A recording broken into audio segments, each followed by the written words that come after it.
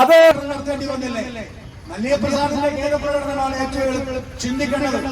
മല്ലിക സുകുമാരന്റെ Facebook post പറഞ്ഞിരിക്കുന്നത് ഈ major Ravi ഒന്ന് ആലോചിക്കണം, പൃഥ്വിരാജിനെ ഒറ്റപ്പെടുത്തുന്നത് അത് ശരിയാണെന്ന് ആലോചിക്കണം. എല്ലാ കാര്യവും മേജർ രവി മനസ്സിലാക്കണം. എല്ലാ കാര്യവും മോഹൻലാലിനോട് പറഞ്ഞിട്ടാണ് ചെയ്തത്. അതിനർത്ഥം മോഹൻലാലിനെ പരോക്ഷമായി എതിർക്കുക, മേജർ രവിയെ പ്രത്യക്ഷമായി എതിർക്കുക.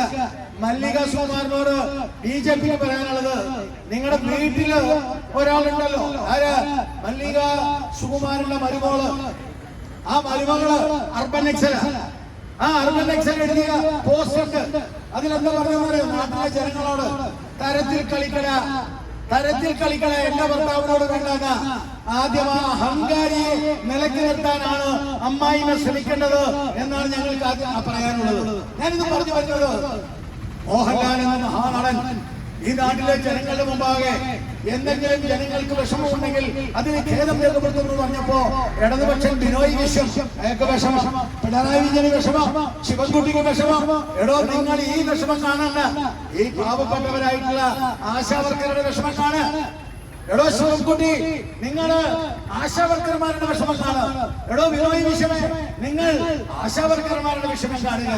ആശാവർക്കറെ സംരക്ഷിക്കേണ്ട ബാധ്യത, ആശാവർക്കർക്ക് പണം കൂട്ടിക്കൊടുക്കേണ്ട ബാധ്യത, ആശാവർക്കറെ സംരക്ഷിക്കേണ്ട ബാധ്യത, അവരുടെ ജീവിത നിലവാരം ഉയർത്തേണ്ട ബാധ്യത ഒരു സംസ്ഥാന സർക്കാരിൻ്റെതാണ്. അത് നടപ്പാക്കണം, അത് ചെയ്യണം. ഞാൻ ഭാരതീയ ജനതാ പാർട്ടിയുടെ ചുമതലക്കാരൻ പറയാൻ ആഗ്രഹിക്കുന്നു, ബിജെപി ഈ കേരളത്തിൽ അധികാരത്തിൽ വരുന്ന സമയം അതെന്തായാലും ശരി, അത് ഏത് കാലഘട്ടമായാലും ശരി, അത് അതിവിദൂരമല്ല. ആ സമയത്ത് ഭാരതീയ ജനതാ പാർട്ടി ഇവിടെ വന്നിരിക്കുന്ന ആശാവർക്കർമാരോട് പറയുന്നു, നിങ്ങൾക്ക് സമരം ചെയ്യേണ്ടി വരില്ല. നിങ്ങൾ പറയുന്നത് പോലെ നിങ്ങളോടൊപ്പം നിന്ന് ഭാരതീയ ജനതാ പാർട്ടി നിങ്ങളുടെ കണ്ണീര് ഒക്കുമെന്നുള്ള കാര്യത്തിൽ യാതൊരു സംശയവുമില്ല എന്ന് പറയാൻ ഞാൻ ആഗ്രഹിക്കുകയാണ്.